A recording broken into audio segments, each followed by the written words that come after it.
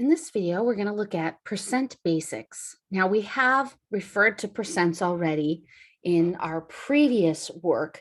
In particular, what we really talked about was that it's a ratio out of 100, where 100% represents a whole. And then they show this kind of nice graphic that displays 13% can be thought of as 13%. Okay, so here's what's interesting, and here's the kind of what they want to review with us. It's how we can rewrite percents as decimals. And they want us to kind of get comfortable with that. So if I wanted to write 13%, which is 13 out of 100 as a decimal, I literally divide 13 by 100. And if you do it on your calculator, you're going to get 0.13. But you might remember that there is a trick. And the trick is you're thinking of it as having a decimal behind, here I want to zoom in a little, behind the 3. And wow, that doesn't look like it's behind the 3. Looks like it's under it. There, behind the 3. And that we're moving the decimal 2 places to the left, giving us 0.13. And that's because we're always dividing by 100. So we're always moving the decimal 2 places to the left when we're converting.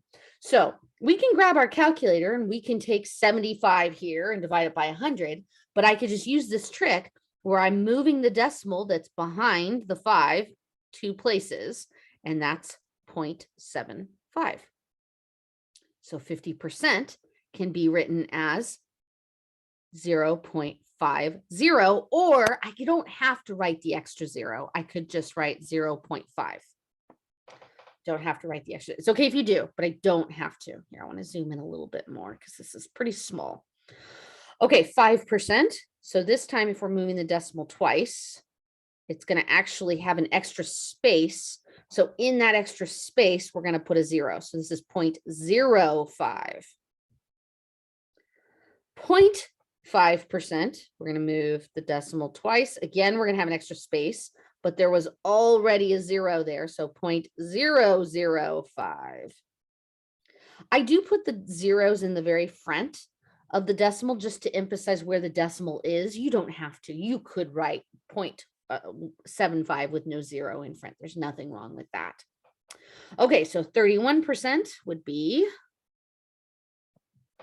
0.31. 100% would be 1.00, but I could just write that as 1. 29.5% would be 0.295. And then 175% would be 1.75. And there you go. That's how we convert percent to decimal. Moving the decimal twice. You could literally divide them on the calculator.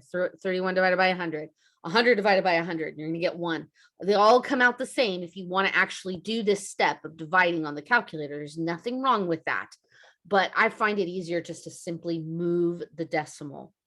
So if I want to convert back, they say, okay, using the calculator, you multiply by 100. Wow, sorry. I thought I had my highlighter still selected. Multiply by 100. So take 0.13 times it by 100. That's 13%. But to go the reverse direction would mean I'd move the decimal the other way. So let's do that instead. So I'm going to move it 2 places to the right this time. So 63%. That would be 2%. We don't need to write the 0 in the front. This one would be, we'd have to add a 0. So 140%. That one would be 104%. Now, if you want to pause the video, do the last 4 and then compare it to me, that would be a nice try just to practice. But I'm going to go ahead and continue. So this one would be adding a 0, 90%, 21%. This one is going to be 0.3%. And this one's going to be 5.4%. Always moving it twice. All right. Now let's convert fractions. Now, I did want to make a note. The way they wrote this problem was really like hard to see. Like the fraction looked like it was right next to the 18. It looked like it was 18 and a half, 19 and a fourth. But I went ahead and put spaces on mine just to kind of distinguish it. So if you have the Google Doc, it might be very close, but they're actually asking us to write 1/2 as a percent. So they're saying the first thing you want to do is write it as a decimal. And the easiest way to write it as a decimal is to use your calculator to divide 1 by 2. But you might know 1/2 as a decimal is 0.5. And 0.5 then, if I want to convert that to a percent, I'm going to move the decimal twice. And that's going to be 50% because I have to add a 0. Okay, 1/4. If I do that on the calculator, that comes out to 0.25. You might already know that, which if we move the decimal twice is 25%. Okay, so again, I'd recommend pause the video, try the next one yourself and see if you do it correctly. If you need to use your calculator to divide 1 by 10, that's fine. But 1 divided by 10 comes out to 0.1 or 0.10. There's nothing wrong with writing 0.10. Sorry, I'm going to try to make that one look a little nicer. There we go. Which then as a percent would be, scooching it over twice, 10% because I have to add a 0. Okay, again, try the next couple. Pause the video, try them yourself. It's good practice to see if you can do it. And then resume the video to make sure you did it correctly. 1/5 comes out to 0.2. And moving the decimal comes out to 20%.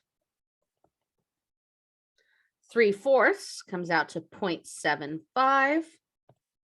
Moving that decimal gives me 75%. Now they have one extra one here on the next page because it's special.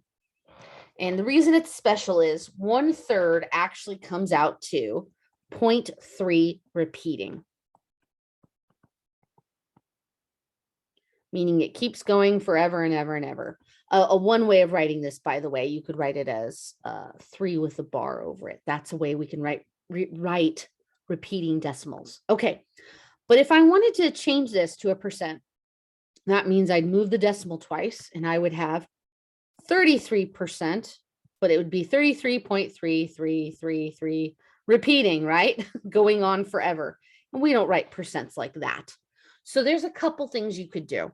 You could round it and write 33.3%. That's the rounded version.